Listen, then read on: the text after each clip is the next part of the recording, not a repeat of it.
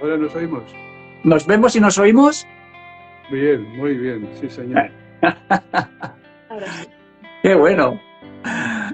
Bueno, ya nos ha costado un poco. Muy bien, Los pues. inventos modernos. Bueno, pues para quien no conozca, voy a presentarte con tu permiso, Madhava. Madhava es maestro fundador de la Asociación de Yoga Sanatana Dharma. Hace unos 45 años, ¿no?, que empezó este camino, ¿no, Madhava? No, bueno, el ashram lleva 45 años. Ajá. Mi práctica de yoga lleva ya 50 años. Ajá, muy bien. Y Madhava es el maestro fundador, pero además es que ha hecho algo muy grande y muy hermoso en toda España y seguramente habrá llegado a otras partes del mundo. Ha formado más de 1000 profesores de yoga y, bueno, para muchos, y para mí me incluyo, es como nuestro padre espiritual. Es la persona que nos ha dado un mensaje de yoga cercano, profundo y muy útil para nuestra vida, que nos ha cambiado totalmente. Así que, por mi parte, Madhava, muchísimas gracias por todo el trabajo que has hecho durante todo este tiempo y muy agradecido de poder estar hoy aquí contigo hablando. Bueno, pues a ver qué decimos. Muy bien, pues vamos a ir a eso. ¿Cómo empezó todo? ¿Cómo fue que de repente se te ocurrió a ti en una época rara? Porque seguramente en aquella época no estaba el yoga tan cercano como ahora. ¿Cómo se te ocurrió a ti meterte en este mundo del yoga? Yo es que ya nací raro. Bueno, yo desde pequeño tenía una tendencia a quedarme solo y estar conmigo mismo. No sabía lo que hacía, con 5, 6, 7 años. Ahora sé qué es lo que hacía, pero entonces no sabía. Lo que pasa es que me encontraba a gusto ahí, solo conmigo mismo en silencio. Y digo, bueno, pues mira. Y el recuerdo de aquello me enseña a hacer lo mismo ahora. O sea que ya algún sánscara ya había por ahí, sí. Bueno, pues fui creciendo y claro, no encontraba ningún eco así externo de estas cosas, ¿no? Así que me esforcé de ser como los demás. Y en aquel tiempo, pues no había estas cosas, claro. Estaba hablando de los años 70, ¿sí? Y lo más, digamos, cercano o aproximado o parecido era el judo. Me apunté al judo.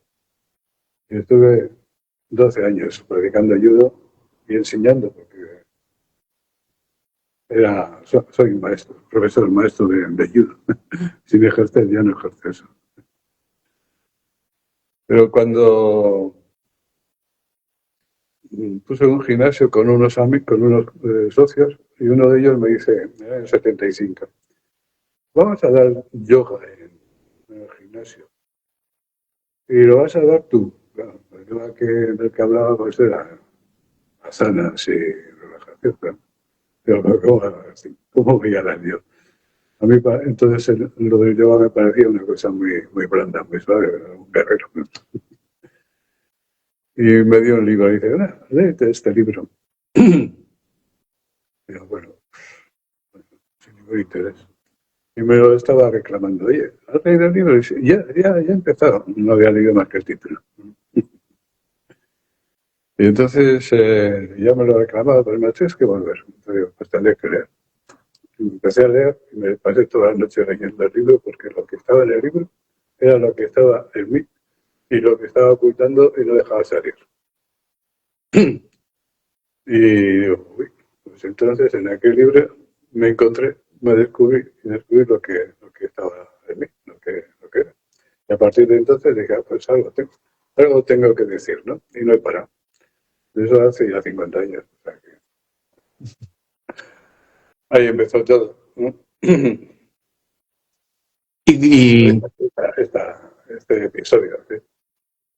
Pero creo que en España no pudiste de alguna manera encontrar lo que tú buscabas, ¿no? Tuviste que salir fuera. No, yo ya estaba dando clases. En el 77 comencé a dar clases de yoga.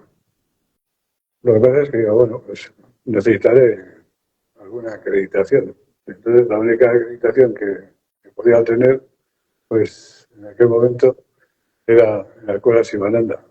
Tenía un centro en Madrid, y estaba en relación con su amigo Sivananda, que tenía una sala en Canadá. Y allí me fui a Canadá.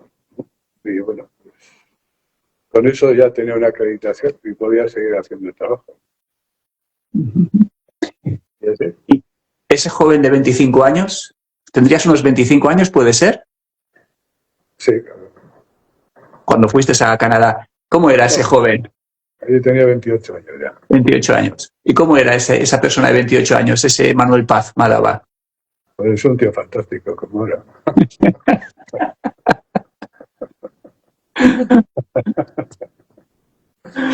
Muy bien. Anrita, si le puedes, He tenido, Estamos si le puedes poniendo, hacer, perdón, el micro. sí, pónselo porque se oye flojito. Y si le puedes Es muy acercar poquito, incluso un ¿verdad? poco, si puedes acercar un poco la cámara, también mejor. El maquillaje Vale. bien, Emma. El maquillaje está bien, Madaba. maquillaje está bien. ¿Qué tal se escucha ahora? A ver, A ver ahora. Ahora mejor. yo creo que se escucha desde el móvil. Anrita, no se está escuchando, no está conectado el micro. Vale. Porque se te oye más a ti que a él.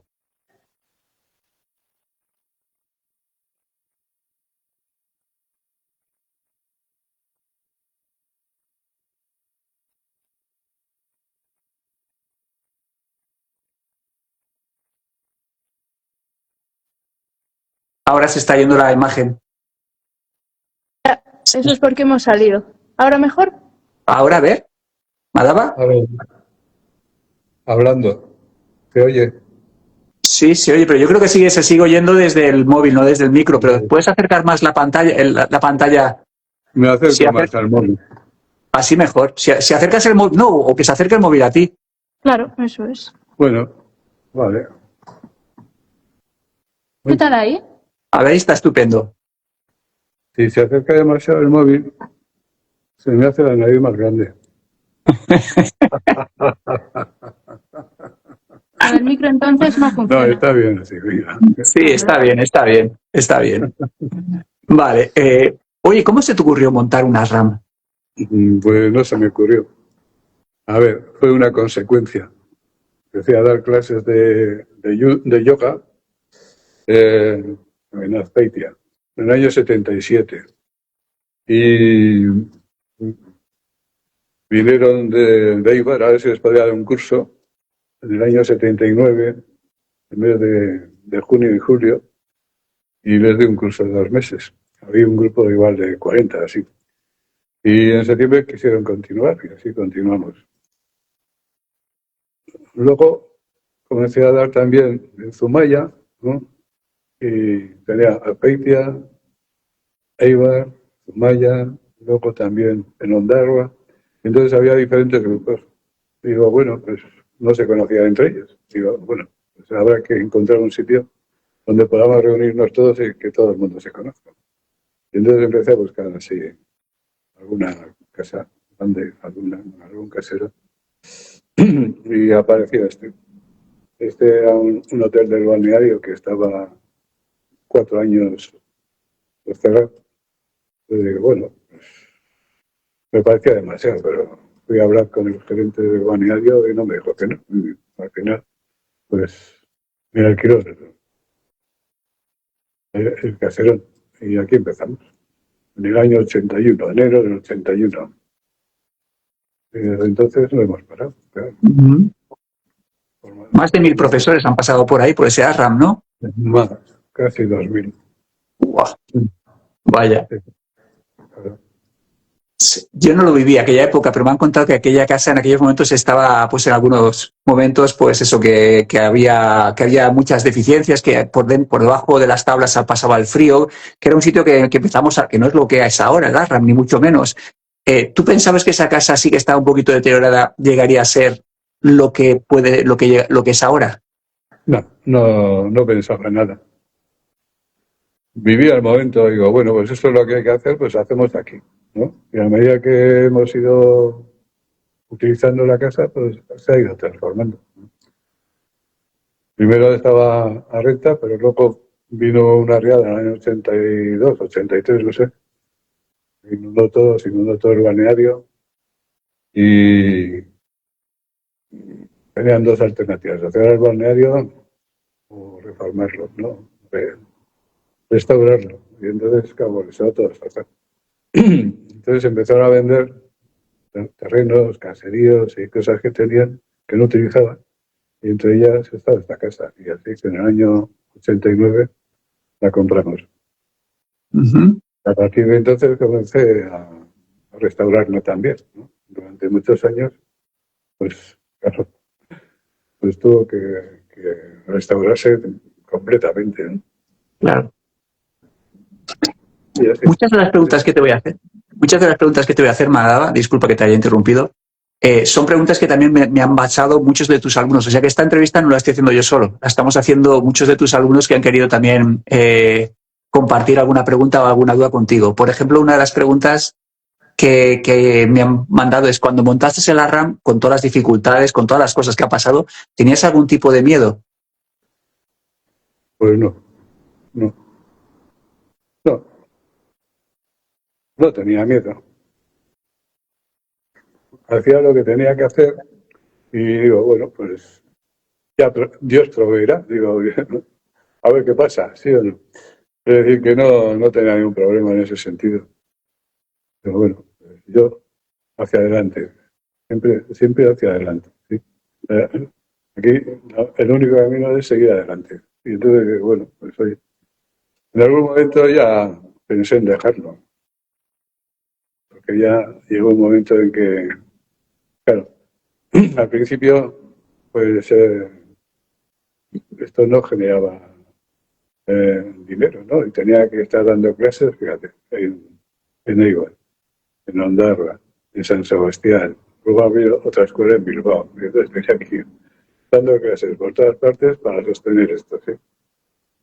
Y en algún momento, pues, donde la gente que me acompañaba pues no funciona del todo bien, digo, bueno, ahí os quedáis, lo voy a dejar.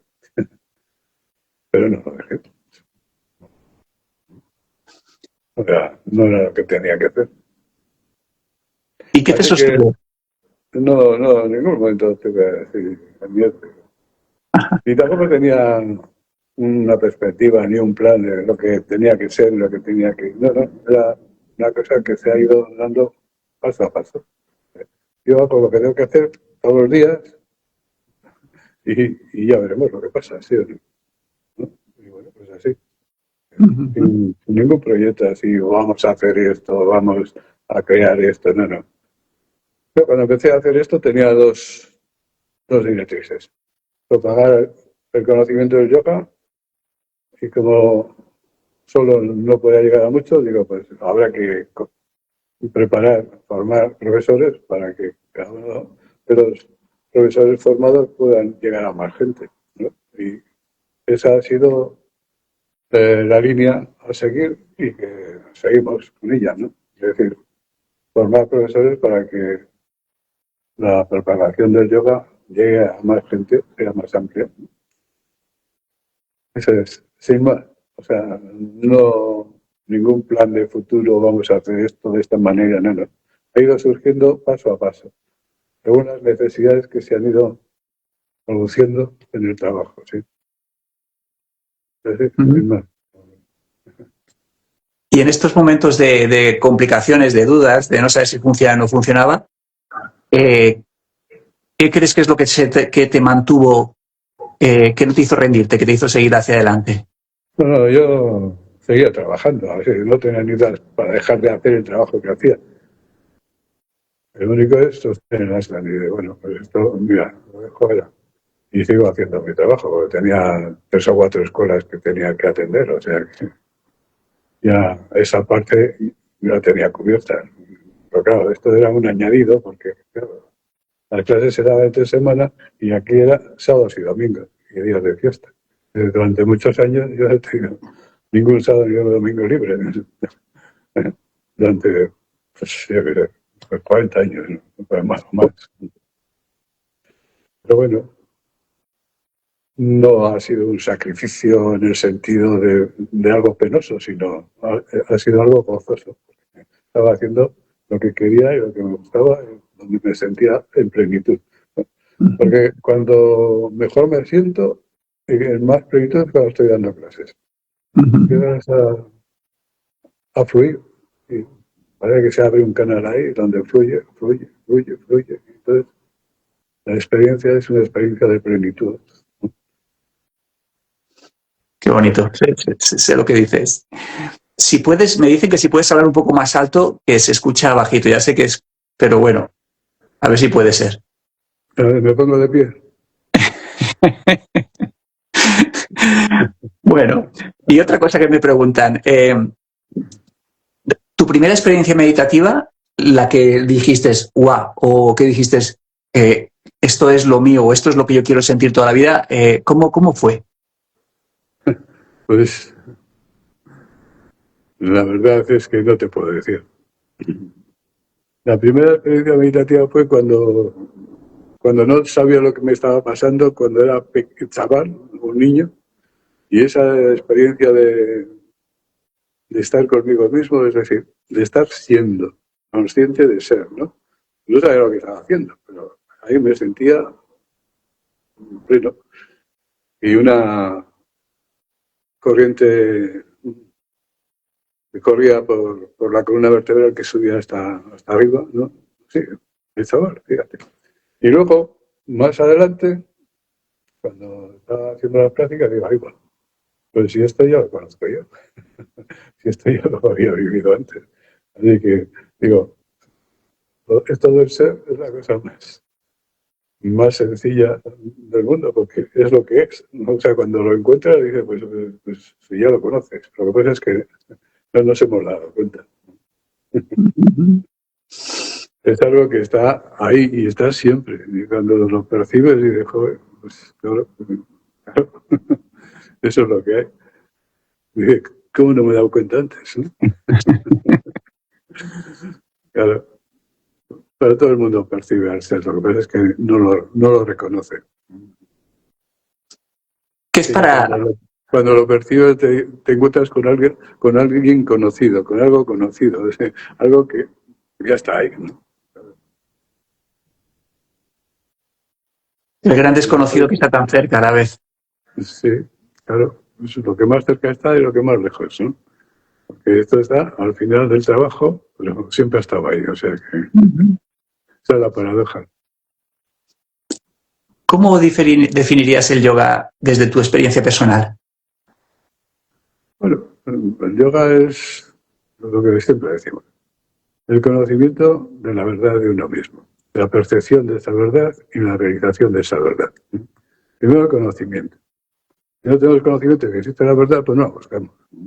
Entonces, estamos enredados en las cosas del mundo, en las cosas del no ser, de la no verdad, ¿no?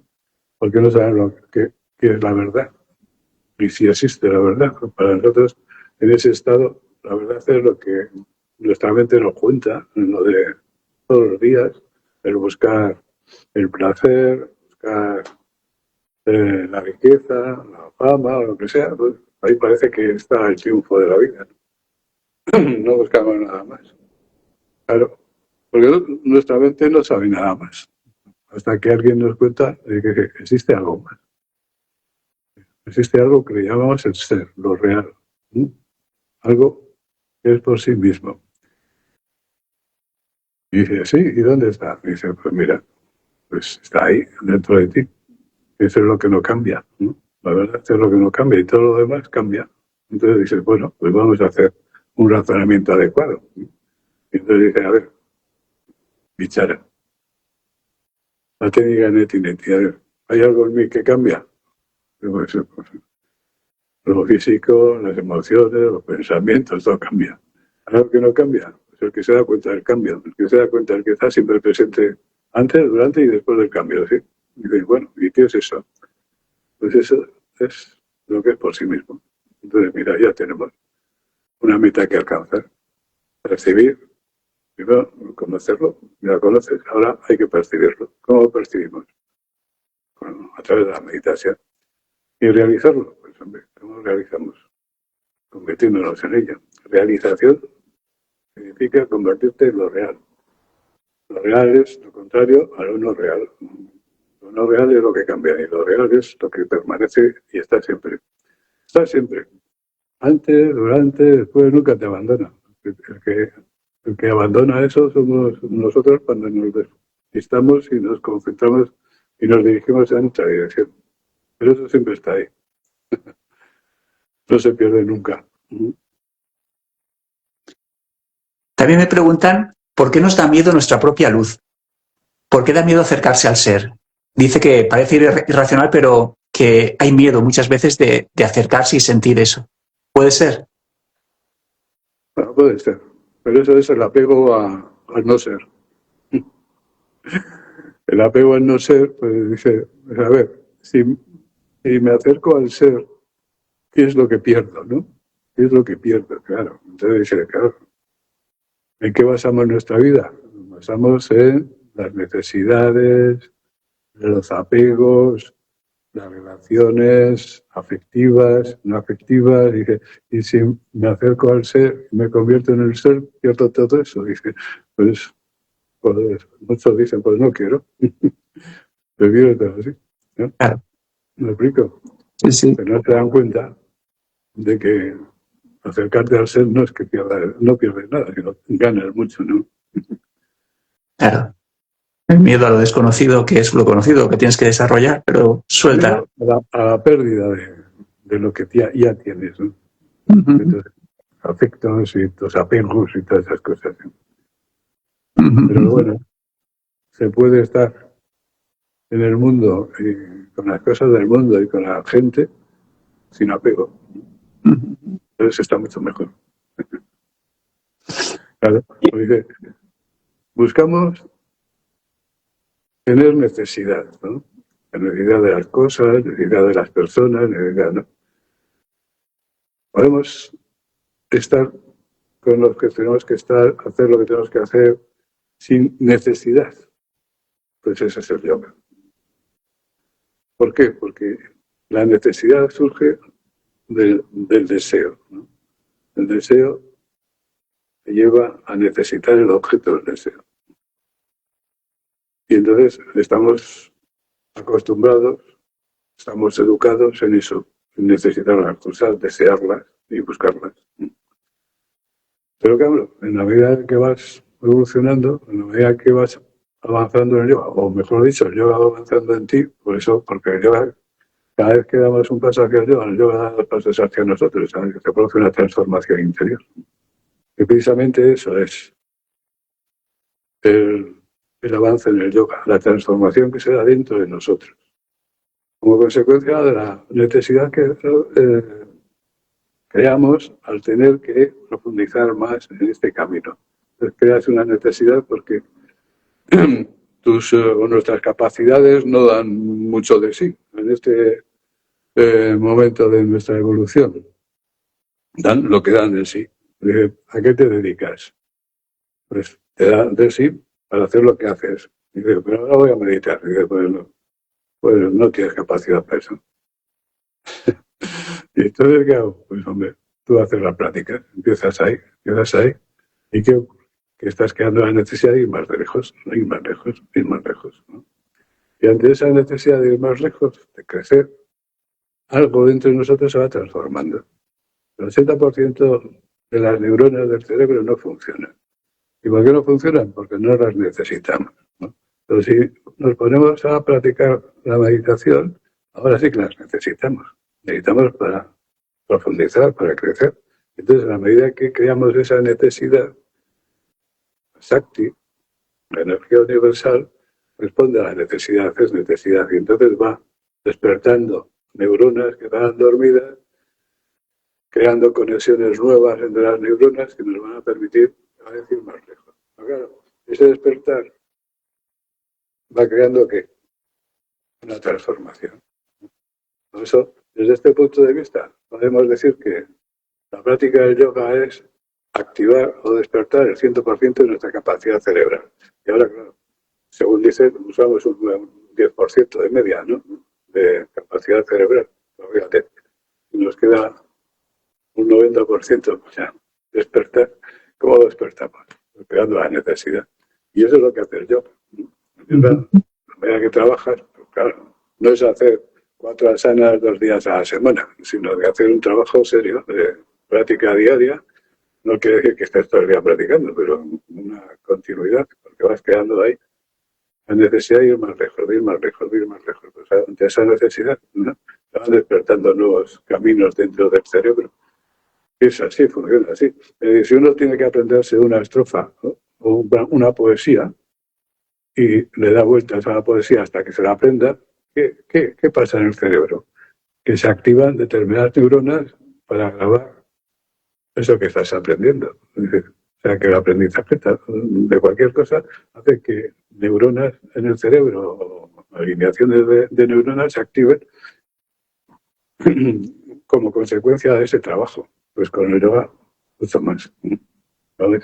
Entonces esa transformación es lo que verdaderamente nos hace avanzar en el yoga. No las técnicas. Las técnicas son la excusa para crear la necesidad de profundizar. ¿Sí? Por eso las técnicas son herramientas y las herramientas las usamos para conseguir pues, objetivos. Pero el objetivo es eso que se va produciendo dentro de nosotros como consecuencia de la práctica. Por eso la práctica tiene que ser continuada. Es decir, no un día sí y 14 no, sino todos los días. Aunque sea un poquito, pero todos los días.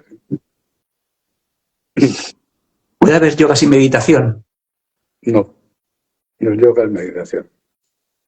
Lo que llaman yoga sin meditación, pues puede ser gimnasia, o puede ser un entretenimiento, o puede ser cualquier cosa, pero no es yoga. El yoga es meditación. Si no hay meditación, no hay yoga. Y toda la práctica de yoga es para construir la meditación. Es decir, para meditar tenemos que construir unas condiciones. Y esas condiciones, pues, son las que nos permiten que la meditación aparezca. Bueno, uno no puede meditar. Y voy a meditar. No. La meditación tiene que venir o no. Y viene cuando se dan las condiciones. Entonces, ¿cuál es nuestro trabajo? Construir las condiciones. Y son bien sencillas. La primera condición, después de lavarse, claro, es estar contento. Hay que estar contento. Para la práctica de yoga, lo primero hay que estar contento. Entonces dice, ¿cómo uno se pone contento? Pues cuando está relajado. Cuando está relajado está contento. ¿No? Cuando está en tensión, pues no está contento. ¿No? Pero cuando se relaja, cuando nos relajamos, empezamos a cantar, a contar chistes, a reírnos, estamos contentos. ¿Sí? Bueno, pues las herramientas de yoga nos permiten relajarnos y ponernos contentos. Pues ahora estoy contento. ¿Y ahora qué tengo que hacer? Yo ahora tengo que construir la paz. ¿Por qué? Porque somos un conflicto con 2 patas, ¿no? Y el conflicto se construye en el plano espiritual, perdón, en el plano emocional. El conflicto es el juego de las emociones. El juego de las emociones generan conflicto. ¿No? Las emociones, el miedo, la ambición, la sexualidad, la envidia, los celos, el odio, la tristeza, todo. También la ternura, el enamoramiento, el odio. Todo esto son emociones que generan en nosotros conflictos. Y somos un conflicto andante, pues entonces ahí no hay paz. ¿No? Claro, ¿cómo solucionamos eso? Pues tenemos que, de alguna forma, tapar ese conflicto. ¿Y cómo lo tapamos? Con la buena educación. La buena educación es hipocresía. Porque tú adquieres unas formas de relacionarte que no son verdaderas, no las sientes de verdad. Las haces como un protocolo de relación, no porque las sientes. ¿Sabes? Y claro, en cuanto te relajas, te sale el conflicto que salpica, ¿no? y hace daño a los demás y a ti. Entonces hay que construir la paz. ¿Cómo construimos la paz? Utilizamos las técnicas de yoga. Tenemos que hacernos dueños del cuerpo emocional, de las emociones, ¿no? Y hacer que de alguna manera se disuelvan, ¿no? Entonces, mediante la relajación profunda, se segregan endorfinas. Las endorfinas serían las hormonas de la felicidad. Se segregan en el hipotálamo. Cuando se segregan endorfinas se inhibe el dolor y el sufrimiento. Entonces, no hay dolor físico. Pero el sufrimiento es emocional. El sufrimiento se produce en el plano emocional. Decía Buda, el sufrimiento es el dolor es inevitable, pero el sufrimiento es opcional. O sea que tenemos la opción de no sufrir, ¿no? Por eso enseñaba lo que enseñaba, para dejar de sufrir, ¿no? Claro, entonces, si nos relajamos profundamente, hay endorfinas que inhiben el dolor y las emociones. Y las emociones desaparecen, el conflicto desaparece y el sufrimiento desaparece. Entonces, ese es el proceso. Dice, sin emociones se puede vivir. Hombre, en el plano del yo inferior necesitamos emociones, pero en la práctica, cuando vas a practicar la meditación, en ese momento las emociones sobran. Tienes que descartar. Dice, no, aquí esto es un obstáculo, tengo que construir la paz. Y al construir la paz, ¿cómo? Eliminando el conflicto. Eliminar el conflicto, pues también se elimina el sufrimiento que se produce aquí, como consecuencia del conflicto. Y entonces, si no hay sufrimiento, lo contrario del sufrimiento es la felicidad. ¿Y ahora qué? Bueno, ya estoy contento, estoy en paz, ¿no? ¿Y ahora qué necesito? El silencio. Ahora tengo que hacerme dueño del pensamiento. Pensamiento como hago que los pensamientos desaparezcan, pues concentrando la mente, mediante la concentración de la mente. Manteniendo la concentración sobre un objeto, dice Patanjali en el sutra número 2 del libro tercero, la concentración mantenida es meditación. Porque al mantener la concentración, la mente parece que no está, es decir, los pensamientos desaparecen. Y entonces es cuando se produce la meditación. Dice, yo no puedo meditar, pero puedo construir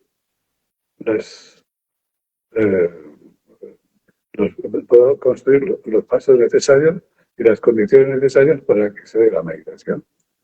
Estar contento, estar en paz y en silencio. Y ahora la meditación aparece.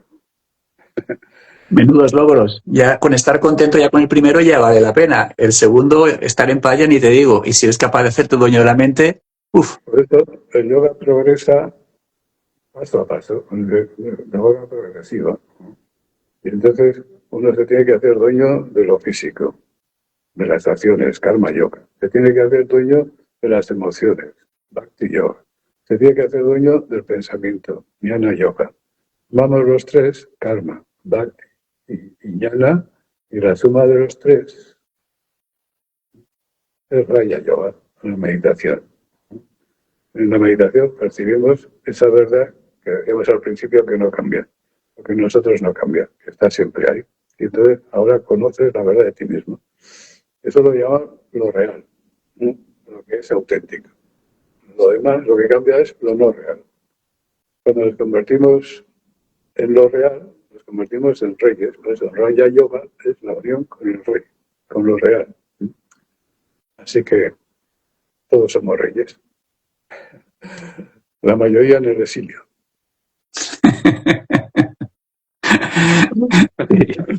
Así es. Pero el Ramayana, la historia de Rama, nos habla de eso. Rama es un príncipe que lo destierra. Y entonces toda la epopeya es el trabajo que tiene que hacer para recuperar el reino. ¿Sí o no? Pues Rama somos cada uno de nosotros que estamos desterrados. Y tenemos que hacer todo ese trabajo para recuperar el reino perdido. ¿Sí? Sí. En los mitos también se ha visto, ¿no? Con la historia del rey Arturo y con todo este tipo de cosas se ha visto también cómo recuperar el Santo Grial y todo este tema de recuperar la conciencia. Claro, porque todos los mitos de todos los lugares del mundo pues hablan de lo mismo. O sea, cuando se habla de sabiduría, lo que pasa es que los iniciados Los que están en este camino, como saben que tienen que volver antes, tantas veces como sea, hasta conseguir la realización última, pues dejan piedritas por el camino y dejan historias de estas en clave. Entonces dicen, siempre hay el pueblo, la masa humana, están los héroes o los semidioses, ¿no? Y están los dioses, ¿sí? Entonces dicen, la leyenda del rey Arturo, están los caballeros. ¿Qué eran los caballeros? Pues seres diferentes a la masa humana, que tienen unas cualidades o características diferentes, ¿sí? Y entonces la búsqueda del santo artificial, que todos lo asocian a un cáliz, ¿no? Pero viene del francés sang real, la sangre real, ¿no? La sangre real, la esencia real, la esencia, lo real, ¿no? Y entonces, ¿dónde está? ¿Dónde está ese cáliz? El cáliz está en nosotros somos el cáliz. Pero la esencia, ¿dónde está dentro de ese cáliz? ¿Me explico? Y por eso las claves son siempre las mismas, ¿no? Todos los relatos hablan del hombre, lo que está en el hombre. Cada personaje es un aspecto del hombre, ¿sí? Y lo que ocurre en esa historia, pues es lo que ocurre dentro de nosotros, ¿no? Entonces, hay los caballeros. El rey siempre representa al hombre. Los caballeros son aspectos del hombre. ¿Sí? Las metas y vamos, lo que se relata ahí, las situaciones son las que ocurren entre nosotros. Así que, ¿dónde está el santo grial, el santo grial? Pues en cada uno de nosotros. La esencia real, lo que no cambia, ¿sí? Es lo que tenemos que encontrar. Y así, esas cosas. Y entonces, en todas las epopeyas así auténticas, pues habla de lo mismo, ¿sí? Los griegos hablaban de los dioses, los héroes, los semidioses y el resto de la gente. Entonces los dioses solo se comunican con los héroes, ¿no? El resto ya no se comunican, ¿sí? Entonces, ¿quiénes son los héroes? Seres diferentes a la masa, ¿sí? Tienen unas virtudes, unas características. Esto representa el alma humana, ¿sí? El alma humana diferente al yo inferior a la personalidad. Entonces, ¿quiénes son los dioses? El ser, ¿no? El ser siempre se comunica con el alma, pero cuando el alma ya está madura, ¿no? Porque al principio el alma está apuntando hacia abajo, está alimentándose las experiencias del yo inferior, ¿no? La persona. Pero cuando ya llega a un punto de maduración, ¿no? Da la vuelta y entonces descubre a la superior, al ser. Y es lo que pasa, por ejemplo, en el Bhagavad Gita. En el Bhagavad Gita tenemos ahí a la masa, los Kurus, y en el carro de combate está Arjuna y Krishna. Arjuna es el alma humana y Krishna es el ser. Pero ese alma humana ya está madura. Ya ha dejado de apuntar hacia abajo y apunta hacia arriba, por eso está en contacto con el ser. Lo mismo que en las epopeyas griegas, los héroes están en contacto con los dioses. Pero los dioses es lo real que hay en cada uno de nosotros, ¿sí?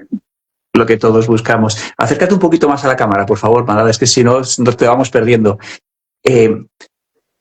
Yo creo que hablo en nombre de todos cuando yo muchas veces he pensado que lo que estaba viviendo yo lo habías vivido tú seguro. Al tener contacto en las escuelas con otras personas, vienen alumnos, gente viene, se va, nos encontramos todo tipo de personas, todo tipo de personas. Hay gente con la que haces amistad, hay gente que llega a ser una parte muy importante de tu vida. Entonces, yo creo que, por lo menos a mí en mi caso, los alumnos me han enseñado muchas cosas sobre mí. ¿Tú te han enseñado algo, los cientos o miles de personas que han pasado por el ARRAM, te han enseñado algo sobre ti? Hombre, siempre se aprende cosas, ¿no? Siempre se aprende. Si uno está atento, se aprende. Lo que no hay que hacer y lo que se puede hacer. Si uno está atento, todo el mundo tiene algo que aportar, ¿sí? Sí.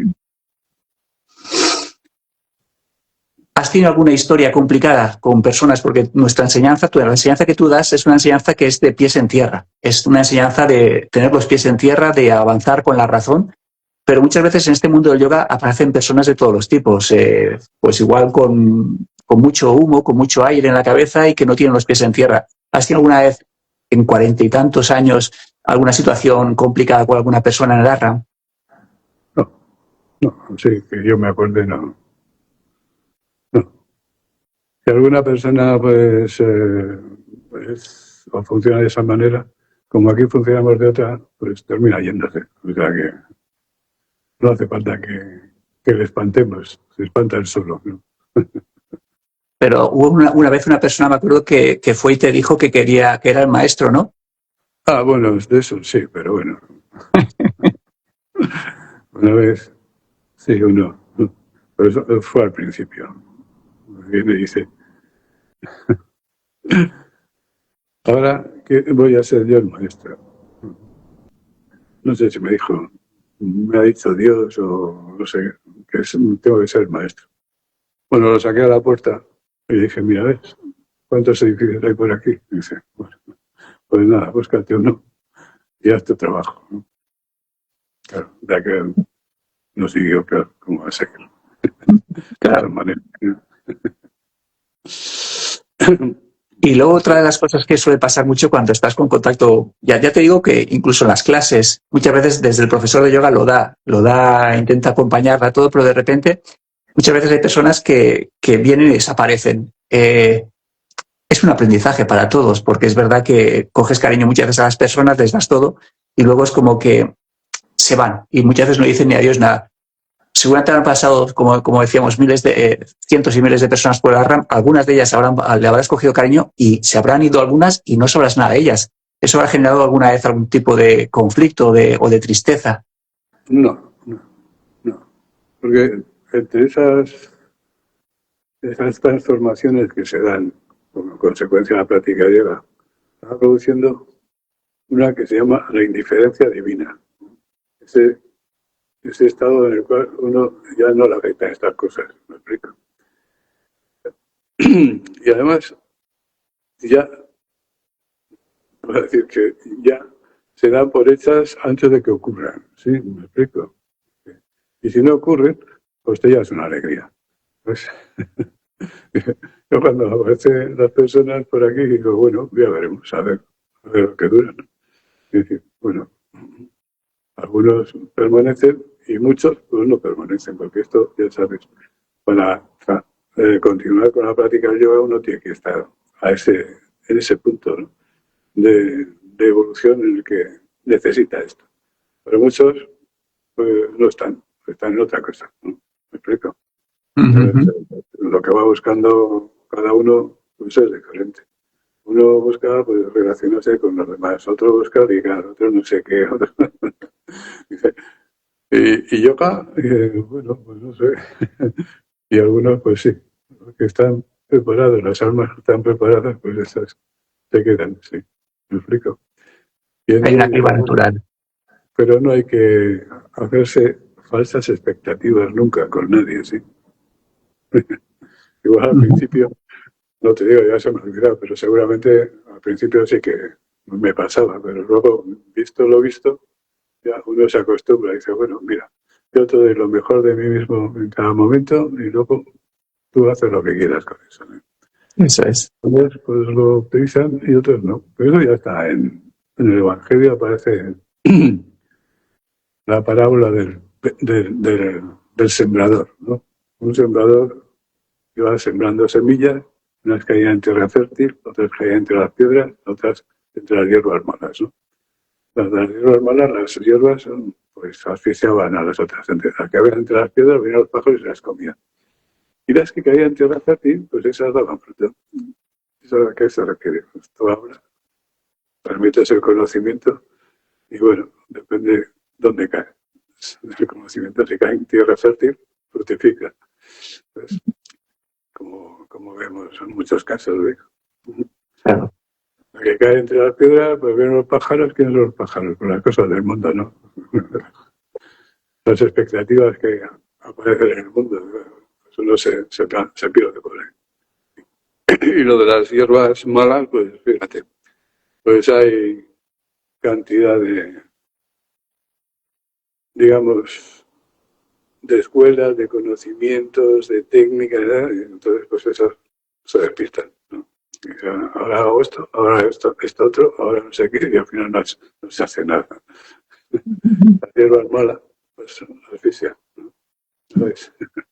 ¿Crees que hay una sociedad de consumo espiritual? ¿Eh? Hay una sociedad de consumo espiritual, Bueno, no sé si es espiritual. de técnicas. Eso sí, de técnica sí. Si fuese espiritual, pues estaría bien, pero es novedad, es novismo, hacer algo diferente, no sé, cosas así, ¿no? Iba buscando, pues, unos como terapia, otros como, pues eso, gimnasia, otros como, y así, ¿no? Y claro, pero no son, eso no es yoga, eso es otra cosa. ¿Sí? Aunque le llamen yoga, claro, yoga puede llamar cualquier cosa. ¿Sí? Pero una cosa es que le llame y otra cosa es que sea, ¿sí? Yeah. El yoga es meditación. Si no hay meditación, no hay yoga. Y todo lo demás no es yoga. ¿Sí? Todo lo demás, incluso haciendo en la dirección adecuada, no es el yoga. Es lo que te lleva el yoga. No sé si me explico. Sí, es parte del camino. Exactamente. Es la parte necesaria, pero eso no es el yoga. Yoga es ese estado que se produce cuando percibimos al ser, estamos en contacto con el ser, expresamos al ser, ¿no? Y llega un momento en que el ser está presente todo el día, aunque no cierres los ojos, ¿no? Te conectas con él. ¿Por qué? Porque fíjate, mira, en el Bhagavad Gita que tenemos nosotros, pues está, ya sabes, dividido en secciones, ¿no? Tiene estructura de Gayatri. Entonces tenemos la primera división, que es la del conocimiento. La segunda, que es la de la acción, o Sí. del bhakti. La acción y el yoga y la síntesis, ¿no? Entonces dice, y bajamos la división del bhakti, comienza el primer capítulo. Swarupa Dharma Gita. Swarupa significa la forma. ¿Pero qué forma? Si no conoces al ser, ¿qué forma? ¿Quién le da forma? La mente se lo inventa. Se inventa una forma, ¿no? ¿Me explico? Inventa algo. Bueno, si está bien orientado, pues nos lleva. Si no, pues nos despista. Y estamos ahí podemos caer, pues eso, en la idolatría, podemos caer en el fanatismo, podemos caer en convertirnos en talibanes, ¿no? ¿Por qué? Pues porque esa forma que nos ha inventado la mente, para la mente es la verdadera, ¿sí? Entonces puede luchar con otras formas que ha inventado otra mente, ¿no? Para ver cuál es la verdadera. Bueno, se inventa la mente. El segundo capítulo es Sadhana Traya, que son el triple sadhana del bhakti, de la devoción, que es Yajna, Dana y Tapas, ¿no? Y claro, pues, estamos haciendo un sadhana, estamos haciendo prácticas basándonos en algo que es falso, que no inventa la mente, ¿sí? ¿A dónde nos lleva eso? A Maya, el tercer capítulo es Maya, Dharma Gita. Maya, la ilusión. Se genera ilusión. Pues ahí está el peligro, ¿no? Ahí caemos en el error, en el engaño. Maya. ¿No? Y cuando nos lo creemos eso, pues estamos engañados, ¿no? Incluso, pues si te lo crees con fuerza, pues es lo que decíamos antes. Te puedes hacer guerras santas, a ver si lo tuyo es la verdad, lo verdadero, sí. Pero claro, si seguimos con una práctica auténtica y verdadera, ¿a dónde nos lleva eso? A Moksha Dharma Gita. Moksha es la liberación de Maya, ¿no? Claro, nos liberamos de la ilusión y encontramos lo que se llama Brahma Swarupa.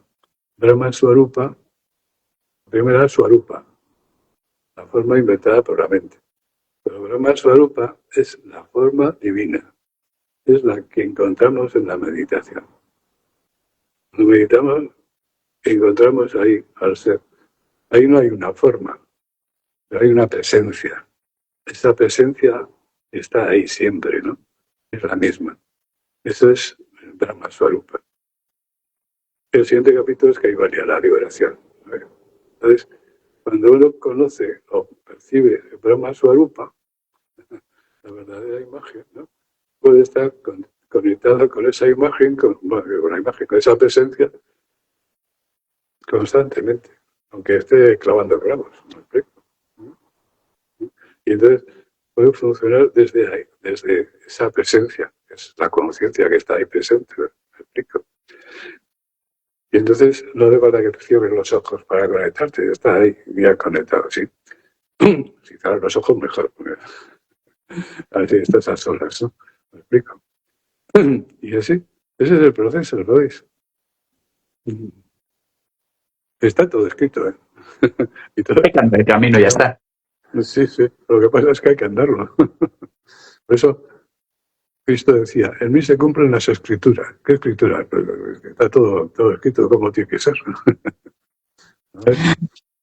Muy bien. Voy a seguir haciendo algunas preguntas de las que me han dicho tus alumnos y a ver cómo vamos.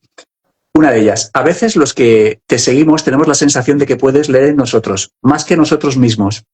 ¿Alcanzas realmente a vislumbrar nuestros miedos, inseguridades, nuestros avances? ¿No te dan ganas a veces de zarandearnos a ver si espabilamos? No.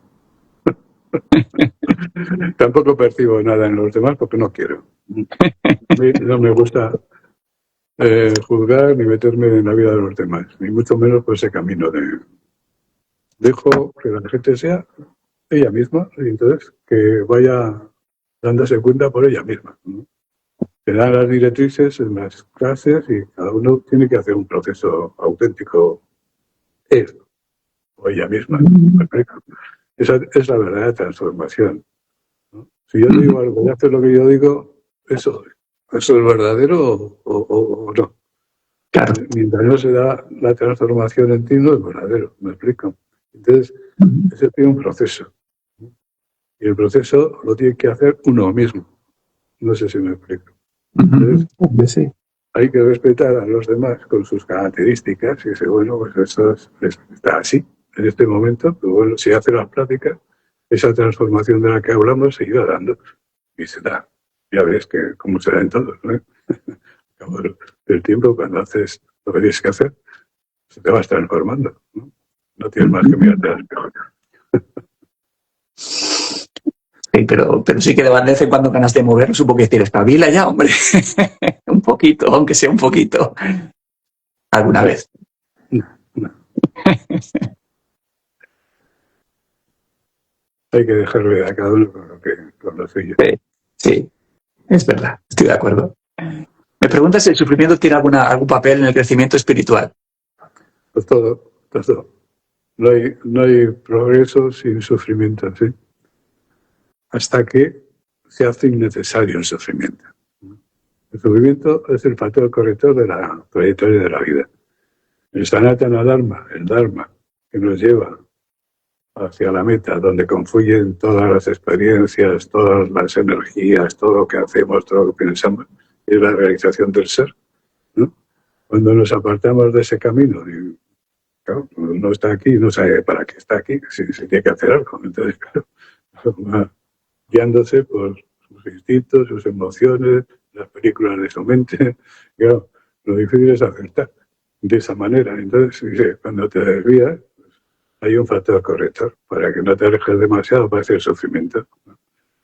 Entonces, claro. Y entonces, fíjate bien, porque cuando uno sufre o cuando experimenta dolor, es cuando más cerca está del ser, aunque no se dé cuenta. Y es porque el dolor nos hace estar conscientes, no nos deja despistarnos.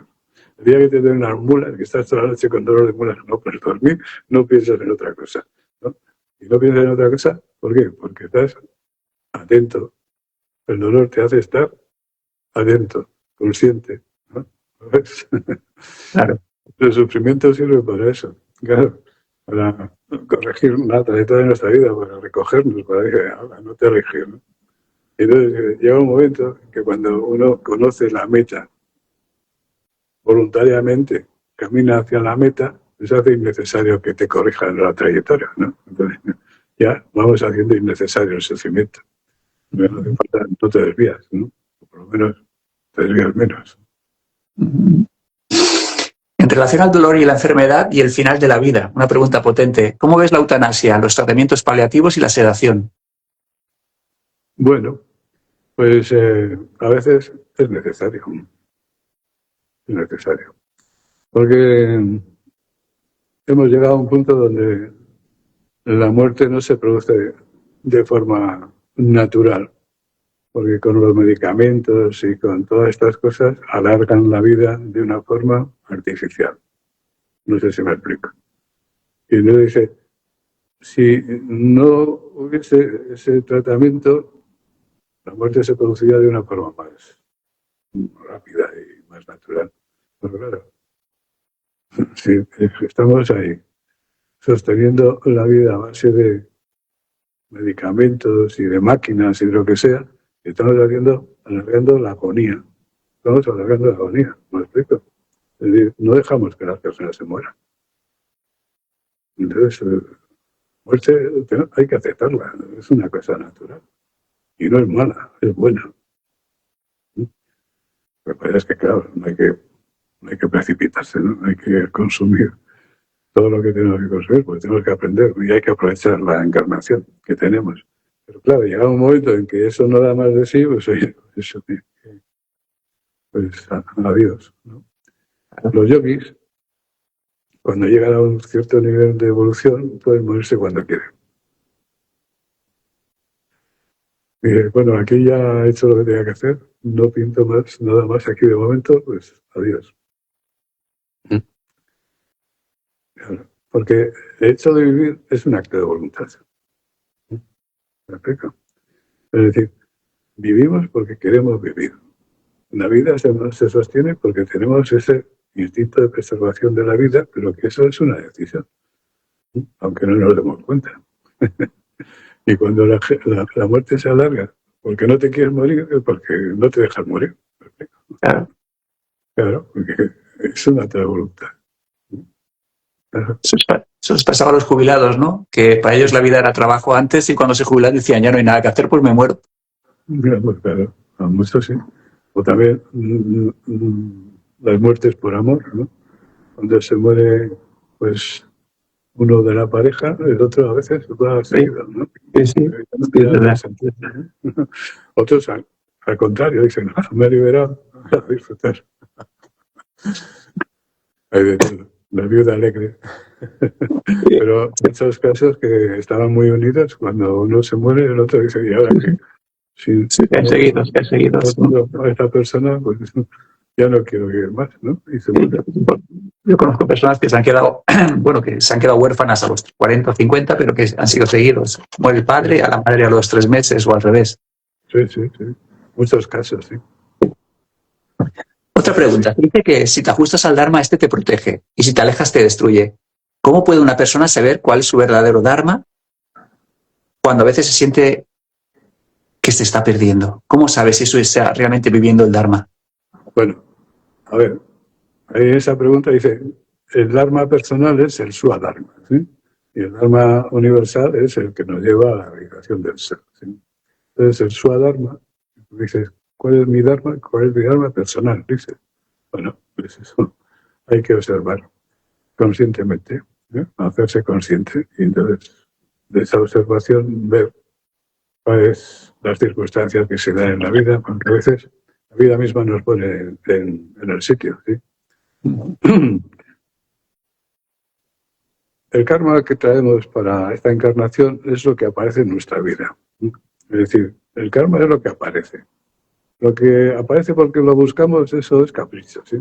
Pero lo que aparece en la vida, aparece sin buscarlo, eso es karma, ¿sí? Y entonces eso también ya nos pone en una situación en la que tenemos que resolver, ¿no? Tenemos que aprender de lo que se presenta en la vida. Entonces dice, ¿qué tengo que hacer? ¿Qué tengo que hacer? Pues ser responsable y actuar haciendo lo mejor que uno pueda y sepa en cada momento. Eso es así. Y observar. Porque la vida nos habla. La vida nos habla. La verdad es que no la escuchamos. Yeah. Y hay que escucharla. Hay demasiado ruido por medio muchas veces. Muchos pensamientos. Mucho ruido. No solo los pensamientos, sino los estímulos y todo lo que aparece por detrás. Claro. Y así. La fuerza de la voluntad y la rendición muchas veces van separadas, pero la idea sería unirlas, ¿no? Unirlas en la meditación para que vayan juntas, porque muchas veces yo puedo tener fuerza de voluntad desde la personalidad para hacer cosas, pero no hay rendición, entonces es como que las cosas no fluyen. Entonces, ¿qué opinas de esto? Bueno, una cosa tiene que ir detrás de otra. Dice Patanjali que los resultados son proporcionales a la voluntad. Y es así. ¿Por qué? Porque cuando empezamos a hacer o hacemos estas prácticas, hay una resistencia por parte del yo inferior. Entonces esa resistencia la tenemos que vencer por medio de la voluntad. Es así. Voy a hacer las prácticas y el cuerpo físico dijo, pues no me apetece. Ahora no tengo ganas. Emocional dice, pues hay algo que quiero, ¿no? Entonces dice, ¿qué propone pegar? Pues esa es la batalla entre los Kurus y los Pandavas que se relatan en el Bhagavad Gita. Dice, ¿cómo superamos esa resistencia? Pues por medio de la voluntad. Si la voluntad es débil, pues hombre, todo lo dejas para mañana, ¿sí? O para otro momento. Si la voluntad es fuerte, pues hombre, pues hacer las cosas, tienes que vencer esa resistencia. Y como consecuencia de eso, pues llega un momento en que aprendes a rendirte. Porque cuando vences la resistencia, pasas a un estado de bienestar, de dicha, ¿no? Es decir, has vencido eso, ahora estás establecido, ya te sientes bien, Y ahí es donde te puedes rendir, cuando te sientes bien. ¿Sí? Pero si no llegas ahí, pues tienes que buscar la voluntad para superar esa barrera, ¿sí? Entonces, cuando pasas la barrera y dices, qué bien, ¿no? Empiezas a sentir bienaventuranza, lo que se dice la bienaventuranza, Ananda. Pues entonces ahí te puedes abandonar. Te abandonas, te entregas, te refugias. Esto es como cuando te lanzas al agua ahí, echas al agua, en el mar, te abandonas ahí en medio del agua. Ahí, pues ahora lo mismo que tienes que hacer en el ser. Es que zambullernos en el ser. Para si somos el ser, ¿cómo me zambullo en el ser? Pues esa rendición es ahí, en ese estado, porque mientras haya resistencia no te puedes abandonar, no te puedes rendir. Claro. Tienes que vencer primero la resistencia y luego pasar al segundo paso. O sea, que primero sería la voluntad disciplinando la personalidad. Recuerdo mucho una frase que sueles decir mucho, que la he mantenido muchas veces en mi cabeza, que dice que la distancia de lo imposible a lo posible es la medida de la voluntad. Claro, es así. Eso lo dice Patanjali también. Los resultados son proporcionales a si la voluntad es fuerte, mediana o débil, ¿no? Pero, claro. Si lo dice Patanjali será así. Era real. Otra pregunta. ¿Se puede amar y estar desapegado? ¿Se puede amar y estar desapegado? El amor es desapego. Si no hay desapego, no hay amor. El apego viene del deseo, ¿no? De la emoción, de la pasión. El amor no es pasión, el amor es todo lo contrario. Es desapasionamiento. ¿Sabes? No podemos acceder al alma, lo que en el yoga se llama ahankara. Ahan, yo, kara, causa, la causa del yo. Es lo que llama el cuerpo causal, ¿no? Entonces puede pasar ahí mientras la pasión nos tenga enganchados abajo. La pasión son las cadenas que nos tienen enganchados abajo. Entonces, ahí abajo funcionamos con el deseo, con el egoísmo, con el apego. Entonces, arriba funcionamos con el amor. Pero ¿cómo llegamos ahí? Con el desapego. ¿Y ves? En el Jnana Yoga, ¿qué tenemos que hacer? Viveka, que es la discriminación, utilizar la razón. Porque en la mente tenemos la memoria, tenemos la fantasía, pero memoria y fantasía funcionan a todos los niveles. A nivel animal también hay memoria, ¿sí? Y fantasía supongo que también los animales suelen tener sueños también. Ves a un perro, cuando está dormido está soñando. ¿Sí?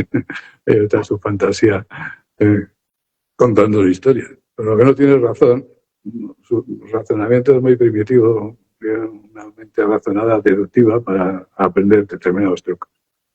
Pero cuando llegamos a desarrollar el cerebro cognitivo, el de la razón, está atrapado por la pasión. Es decir, la pasión todavía nos tiene enganchados abajo, ¿sí?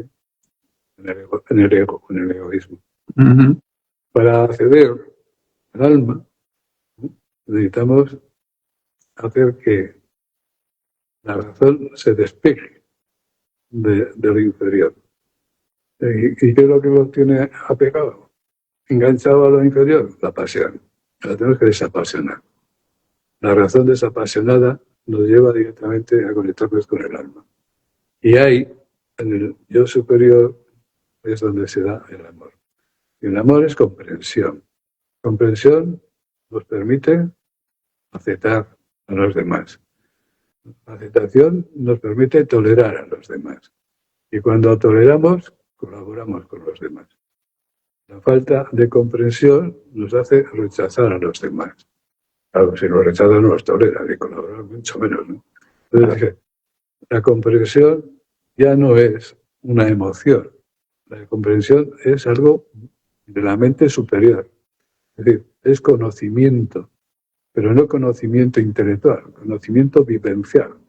Lo que está en ti está en el otro. Cuando percibes en el otro lo que está en ti y en ti lo que está en el otro, estás amando. Eso es comprender. Comprender es abarcar, ¿no?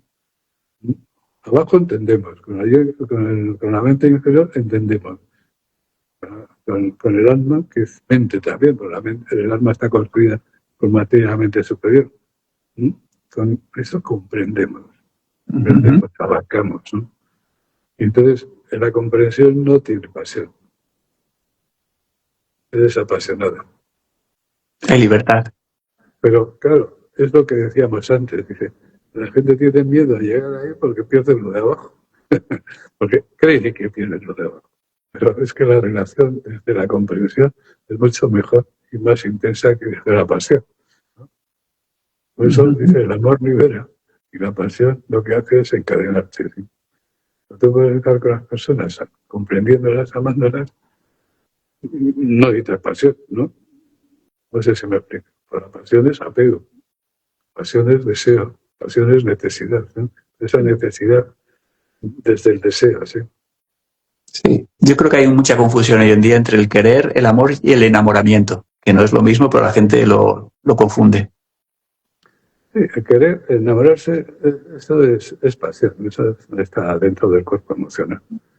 Claro, cuando todavía no nos conectamos con lo superior, pues todo funciona ahí. Y tenemos que, eso nos obliga a hacer cosas que de otra manera no haríamos. Es decir, defendemos lo nuestro porque es nuestro. Nos ocupamos de lo nuestro porque es nuestro. En ese nivel de funcionamiento, ¿eh? O sea, cuidamos a los hijos porque son mis hijos. Cuido mi casa porque es mi casa, ¿no? Es decir, ese apego nos hace ocuparnos de aquello en lo que estamos apegados. Si no tuviéramos el apego, pasaríamos, ¿no? El pasota, ¿no? Pues abandonas a tus hijos, abandonas a tu familia, abandonas todo, porque como no tienes pasión, no te aman. Pero claro, no tienes pasión, pero tampoco tienes comprensión. Por eso, si no tienes emociones, no tienes pasiones, sin haber pasado a otro nivel de conciencia, te conviertes en un ¿qué? Psicópata. Psicópatas son personas sin emociones. Claro, no, si no hay emociones no hay apego. No hay apegos, no valoras a los demás. Claro, pero porque tampoco tienen comprensión, ¿no? No tienen apegos, pero no han desarrollado la comprensión. ¿Me explico? Claro, psicópata que pues, en sus últimas consecuencias se convierte en un asesino.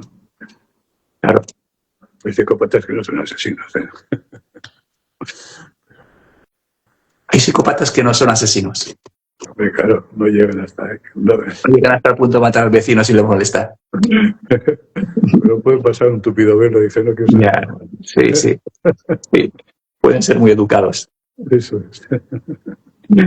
Muy bien. ¿Qué es para ti la felicidad? Pues la ausencia de pasión. Coges ahí Instagram y todo esto y dice, todos los filósofos hablando de la felicidad. La felicidad se alcanza, la felicidad se alcanza, la felicidad se alcanza. Lo que más se acerca a la felicidad es lo que decía Gandhi. Cuando los pensamientos, los deseos y las acciones son uno. Pero claro, ¿qué es ser uno? Pues el yoga. Cuando el pensamiento, el deseo y la acción son uno. ¿Sí, no? Es decir, hemos puesto de acuerdo la mente, al cuerpo emocional y al cuerpo físico. ¿Eso qué es? Karma yoga, bhakti yoga, jnana yoga, ¿sí? Claro, eso nos lleva a otro tipo de conciencia, ¿no? A un nivel más elevado. Y en ese nivel más elevado es donde se da el desapasionamiento. Si no hay pasión, no hay conflicto, hay paz. Si no hay pasión, no hay sufrimiento, no hay felicidad. ¿Cómo se alcanza la felicidad? A través del desapasionamiento. Sí, es así de sencillo. Así de fácil. Lo que no es sencillo es desapasionarse. Pero, ¿cuál es el medio? Pues que se produzca esa transformación interior. Y no hay transformación interior, así por la buena, dice, a partir de ahora voy a ser desapasionado. Pues es imposible, no puedes. Claro. En la medida que se va dando esa transformación interior, pues llega ese momento en el cual, pues, bueno, dije, pues cada vez las pasiones tienen menos fuerza. ¿Me explico? Hasta que llega un momento en que ha sido trascendida la pasión porque ha aparecido la comprensión. O en la medida que se trasciende la pasión, aparece la comprensión. Ahí es donde está la felicidad. Por eso la felicidad no es para todos. No, es aburrida. Muy aburrida. Porque la gente lo que quiere son emociones. Cuanto más intensas, mejor. Y claro, con la emoción no es felicidad. Es un rato de euforia. Euforia. La euforia es una emoción. Y después de la euforia, ¿qué viene? ¿Qué viene? Ya se dice, noches alegres, mañanas tristes. Claro, porque te da el bajón. Sí, yo muchas veces digo en las clases eso de cuando te tiras por el Dragon Khan, por esas máquinas de tortura que te gustan tanto a ti. ¿Te gustaría tener esa sensación para toda la vida? Entonces no es felicidad. Si tú realmente no quieres estar todo el día así, con la garganta aquí, se te ha subido aquí el diafragma, eso no es felicidad. La felicidad es algo cuando tienes y dices, yo quiero esto para siempre. Pero si eso no es ni estar bien, si estás mal, cuando estás así, angustiado, ¿cómo puede estar uno bien sintiendo angustia? Eso es antinatural, ¿no? Pero claro, nosotros somos así de complicados, ¿no? Por lo menos nos aburren. Eso es, porque el aburrimiento es el hambre del cuerpo emocional. Cuando no tienes una emoción así, qué aburrimiento. Te tienes que buscar algo que te emocione, que te apasione para quitarte el aburrimiento. Claro. Pero eso no es felicidad, eso es pues eso, aturdimiento más bien. Sí, estoy de acuerdo. Una pregunta que me hacen, ¿qué le dirías a una persona que necesita crear conflictos y a la persona que los vive mal?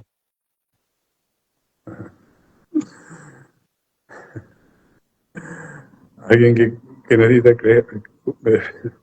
crear conflictos es alguien donde la grabación yo estoy mal, tú estás bien, está actuando. Crea conflictos para reafirmar el yo estoy mal.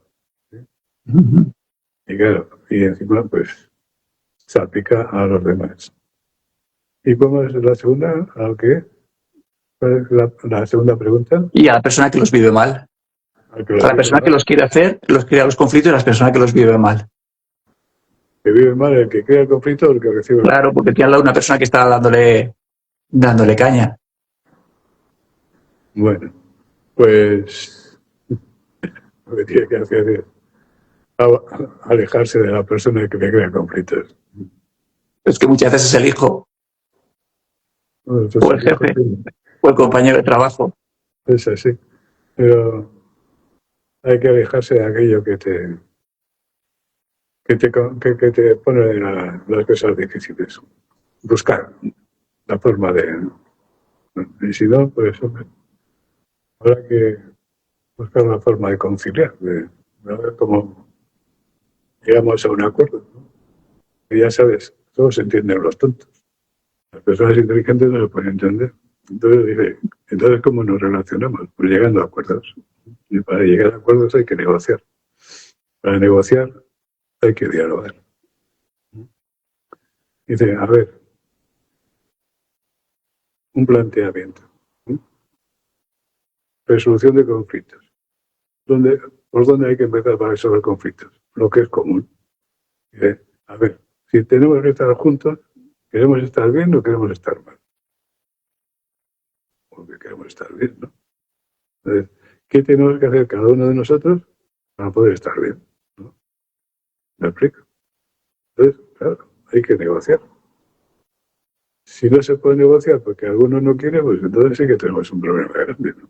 Entonces, no estés con las personas que no te quieren o que no quieren estar contigo. Pues, vale, bueno. A veces queremos estar con la persona que no nos quiere o que no quiere estar con nosotros, que nos trata mal, que, bueno, pues, si no quiere estar conmigo, si me tratas mal, pues no quiere estar conmigo. Pues oye, mira, tendré que desapegarme, ¿sí? No sé si me explico. Sí, sí. Sí, lo que pasa es que nos apegamos y queremos ahí retener esa situación o a esta persona, ¿no? Aunque estemos mal. Dice, bueno, primero podemos hablar, negociar, llegar a un encuentro, a ver si nos encontramos y construimos pues un entendimiento para poder estar bien, ¿no? Porque estamos juntos. Si estamos juntos, nos toca estar juntos, tenemos que estar bien, ¿no? Digo yo. Y si no, pues oye, también la alternativa es esa, dije, pues aléjate. Igual no es tu sitio, como decías antes, ¿no? Como sé que es mi Dharma. Uh-huh. Ya te está diciendo, si algo te trata mal, igual no tienes que estar ahí. Claro.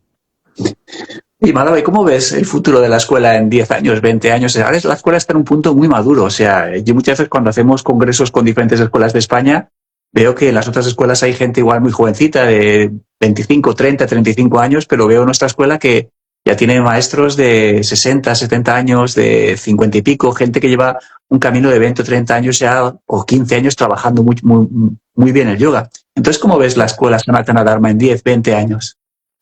Bueno, no, yo vivo más el momento presente. No pienso en el futuro. Mirando el momento presente, veo que hay gente que poco a poco va sobresaliendo jóvenes y que nos van a ir poco a poco relevando, ¿no? Este trabajo. Esos jóvenes que están cogiendo iniciativas, están haciendo pues, un buen trabajo. ¿Sí? Sí, Y sí. bueno, pues esos van creciendo y parece que tienen pues ganas de seguir creciendo. Sí. Pues eso es lo que nos tienen que relevar poquito a poco, tampoco de repente, ¿no? Pero, sí, Que no haya un golpe de Estado. ¿eh? Que no haya un golpe de Estado. Bueno, ya ha habido intentos, sí, a lo largo de estos años. ¿Qué piensas del orgullo espiritual? Pues el orgullo espiritual es que es poco espiritual. El espíritu no es orgulloso, es sencillo, humilde. Si Si hay orgullo, no hay espíritu. ¿Sí? ¿Qué hay? Es una etapa. Gallego. Es una etapa que muchas veces hay que pasar por ahí, creerse que ya lo sabes todo y empoderarte, o que es fácil pasar por ahí. Pero eso es el ego, eso es la mente interior. El espíritu es sencillo. ¿Y sabes por qué? Porque a medida que vas percibiendo al ser, lo que vas haciendo es percibir a ese ser en todos. Es decir, ¿qué ocurre? Que en la medida en que te conoces, te ves más igual a los demás. No diferente, ni mejor ni peor. Igual. ¿Me explico? Dice, esto que está en mí, esto que encuentro en mí, también está en este. Pero eso nos lleva a que tenemos alguna diana y pseudodiana, ¿no? La meditación trascendental que percibe el ser en todo, ¿no? El saludo ese hindú que dice namaste, es lo que la gente hace así. Significa, me rindo al ser que está en ti. ¿Y cómo sé el ser que está en ti? Pues, conociendo el ser que está en mí. Yo no. Entonces, ¿quién nos hace eso? No nos hace mejores que el otro o más que el otro, sino el mismo.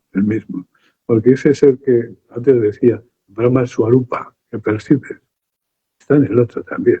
No parecido, no igual, es el mismo. Brahma Swarupa es la forma divina. Esa forma divina está en los demás. La percibes en ti y eso está en el otro. No algo parecido, es el mismo. En la medida que comprendemos esto, ¿qué orgullo vas a tener? Lo ves a los demás, ¿ves? Lo mismo que está en ti. No sé si me explico. Sí. Claro. Hombre, la envoltura de eso, pues hombre, la envoltura puede ser imbécil, ¿sí? Pero una cosa es la envoltura y otra cosa es el ser. ¿No? El ser es el mismo.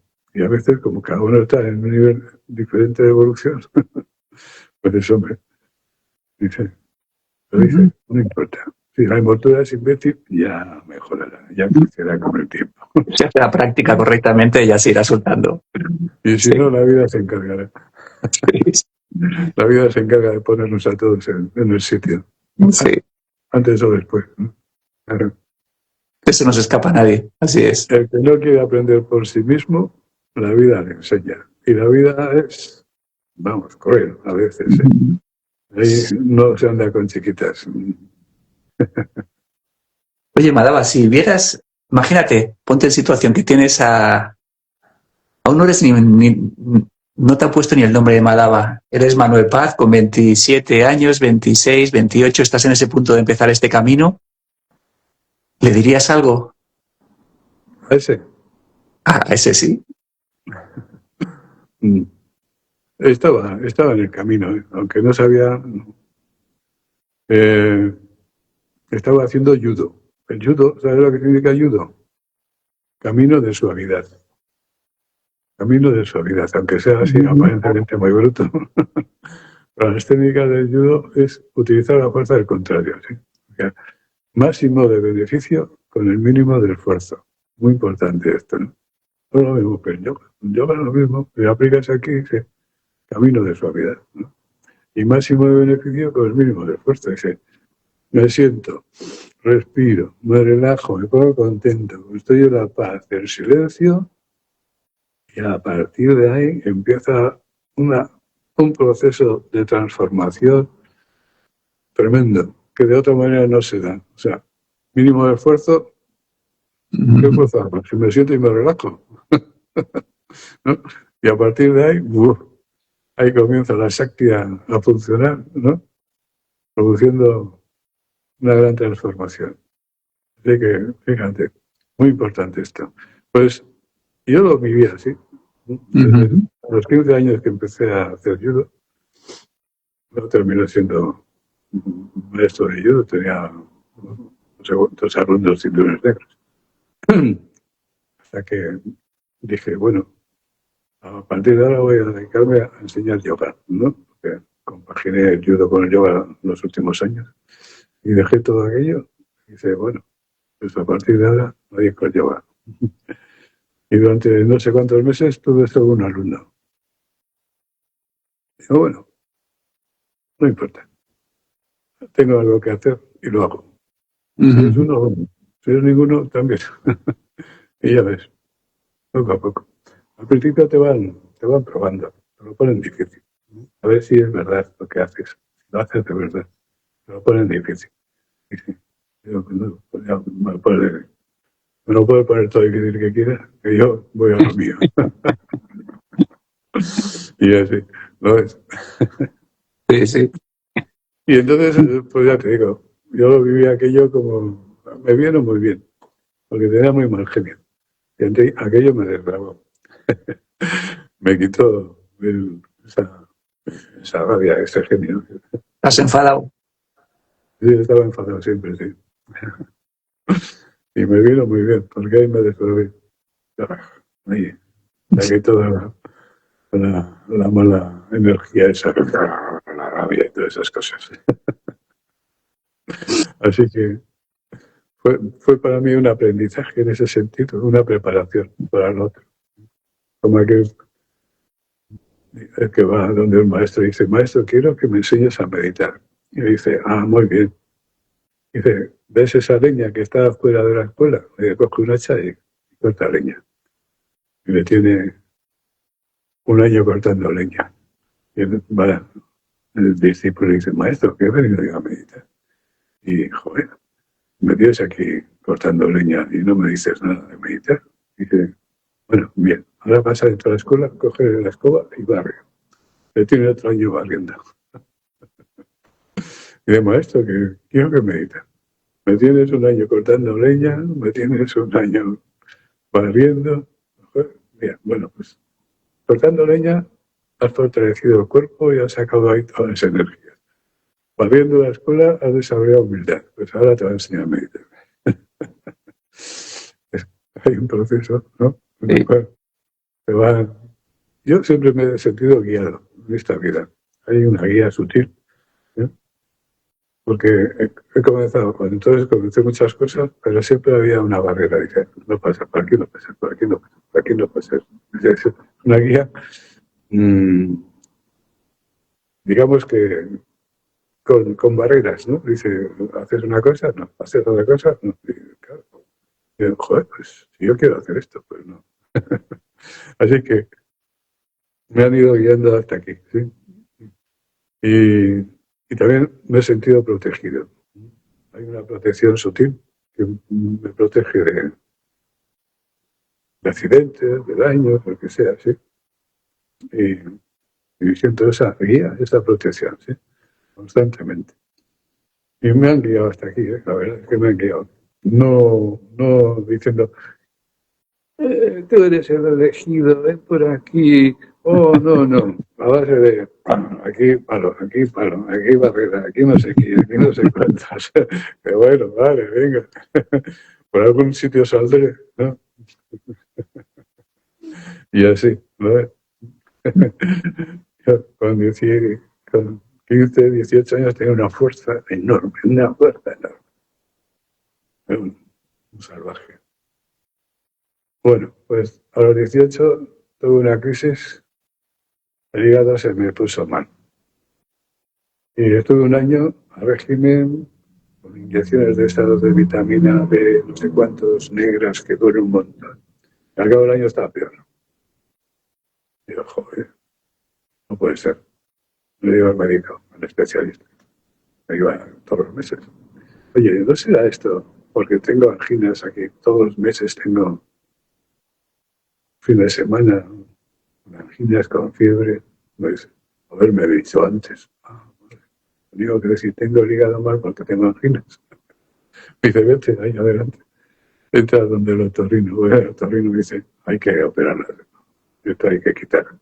Y de bueno, vale. Bueno, pues ese año que estuve a régimen, todo el año, se me fue un porcentaje de fuerza enorme. Y así, ¿ves? poco a poco en la vida, dice, me han ido poco a poco limitando el camino en una dirección en otra dirección, ¿no? Y siempre así. Y una de las cosas es quitar la fuerza física para desarrollar otro tipo de fuerza, ¿sí? Y dice, joder, pues vaya guía, oye, no podía hacer de otra manera, pues no, tiene que ser así. No escucharíamos, ¿Eh? que no escucharíamos de otra manera. Si fuera con un fax o por un WhatsApp, no creo que escucháramos. No. Es que tampoco sabes si es una guía o es que es otra cosa, pero bueno, la verdad es que visto lo visto, la trayectoria, pues, vamos, está clarísimo que no es una guía. Y seguimos. Hablando de esto, otra pregunta de las que nos han hecho. ¿Ha habido algún momento en tu vida en el que te hayas roto completamente y haya nacido algo nuevo? Que te hayas roto, que haya sido un año complicado, una situación complicada y que haya habido como una transformación de 180. No. Han sido pequeñas guías, pequeñas roturas, digamos, ¿no? No he sentido así grandes problemas. En mi vida, digo, ¿eh? Alguna relación así, pero cosas sin importancia dentro del ámbito general, ¿sí? Así. No. Ha sido una trayectoria más bien lineal, ¿sí? Con unas otras actividades al principio, pero luego que me han dirigido por el mismo camino. Y que no ha habido una crisis. Es decir, no. El día que leí aquel libro, se llamaba Deporte y Yoga, de Yesudian. Y entonces, todo lo que me decía el libro ya me lo sabía. Y dije, joder, ¿cómo puedo saber esto si no había leído nada de yoga hasta ese momento, ¿no? Y dije, bueno, eso, ya sé lo que tengo que hacer el resto de mi vida, ¿no? Y tampoco fue una ruptura así de nada, ¿no? Sino más bien fue una continuidad de algo que estaba ahí, pero que estaba escondido. Bueno, escondido, oculto. Que yo lo ocultaba para no parecer raro, para ser como los demás. Qué bueno. Bueno, tenemos una tradición, Malava, en los podcasts, que es cuando ya estamos llegando al final, en las últimas dos preguntas, la penúltima pregunta me la haces tú a mí y la última ya la cierro yo contigo. ¿Te parece bien que me hagas tú la penúltima pregunta? Con lo que tú quieras. Bueno, pues no se me ocurre ninguna pregunta. Lo que quiero decirte es que estás haciendo un trabajo estupendo y extraordinario, que está muy bien, ¿no? Pues bueno, pues ¿piensas seguir así haciendo este trabajo mucho tiempo? Parece ser que no puedo hacer otra cosa. Eso me parece. Muy bien. Muy bien. Pues bueno, vamos a hacer. La última sería, si hoy fuera el último día, imagínate que hoy es el último día enseñando. Hoy es el último día de tu vida donde vas a enseñar. ¿Qué te gustaría dejar claro al mundo?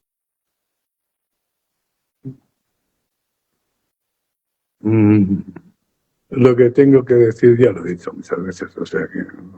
¿Para qué no lo he oído? ¿Para qué no lo he oído? ¿Para qué no lo he oído? Pues no sé, que me espere en la próxima reencarnación. Y que venga a Cestona o donde esté entonces. A ver, estaba atento. Casi, ha llegado casi. A ver, estaba atento. Muy bien, Mala. Oye, pues muchísimas gracias. Darte las gracias por todo lo que haces. Si no hubieras andado tú este camino, ya sabes, muchísimas personas como yo no habríamos andado este camino. Así que muchísimas gracias. Y que espera, para eso, si quieren entrar por aquí alguien. Y que, bueno, pues eso, enhorabuena por el trabajo que haces, por la familia Sanatana Dharma, que es una familia estupenda, donde todos nos apoyamos, donde todos nos sentimos que estamos ahí con personas como nosotros, que andamos el camino juntos, que nos reforzamos juntos. Así que enhorabuena y a nivel personal por todo el apoyo que he tenido por tu parte en la ciencia y por todas las cosas que has estado bajando constantemente aquí, incluso cuando te operaron del riñón, que yo no lo sabía, estabas bajando aquí y te acaban de operar hacía un mes del riñón y estabas bajando a Valencia. O sea que enhorabuena por el trabajo y por el esfuerzo que tienes. Y bueno, hay aquí una persona que te quiere decir algo, creo. A ver, dime. ¡Hola! Madaba. ¿Qué tal? No podía dejar. ¡Buah! Pues has hecho Increíble. muy bien, porque me alegra Increíble. Yo también. Gracias por este regalo. Gracias por tu vida dedicada a la labor tan grande que has hecho a la humanidad. Gracias por tus palabras, por tu enseñanza, que como tú dices, a lo mejor ya lo llevabas con los sankaras, no lo sé.